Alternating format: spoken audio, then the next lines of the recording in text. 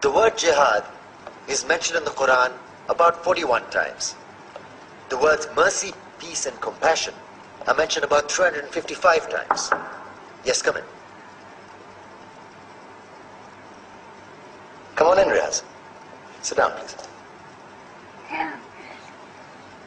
Contrary to popular belief in most Western cultures, Islam is a religion that preaches peace and tolerance. Yes, Patricia.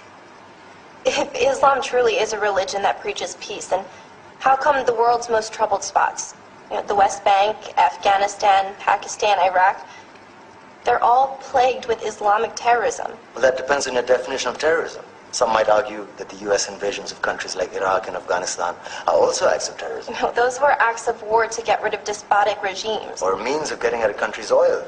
Conspiracy theories. Well, Yeah? Yes, please. Go ahead, Riaz. Mr. Khan is right. I mean, if we're talking about terrorists, the world's biggest terrorists are the white superpowers. Come on now. No, really, stop and think about it. Explain 9/11. Okay. Do you know how many people died in the Twin Towers strike? Around 3,000. And do you have any idea how many people died in the bombing of Afghanistan? Take a wild guess. More than 15,000 people died. And that's just conservative figures. About 50,000 tons of explosives were dropped on innocent civilians. Men, women, children. Yeah, but that was because of the Taliban. Now that you brought it up, did you know that the Taliban was a creation of the CIA to fight the Russians? Whatever. They were still harboring terrorists. Yeah, right. Terrorists that were never found. Just like the weapons of mass destruction that were never found in Iraq. Do you want to get into the death toll in Iraq? 500,000 civilians and counting. And what do Britain and America say when they don't find these weapons? It's simple.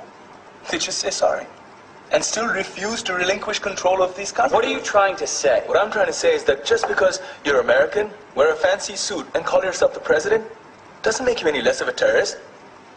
I'm saying that if you don't stop meddling in other people's countries, you will face a backlash. If Muslims like you feel that way, then why don't you get out of our country? We will. As soon as you promise to leave ours.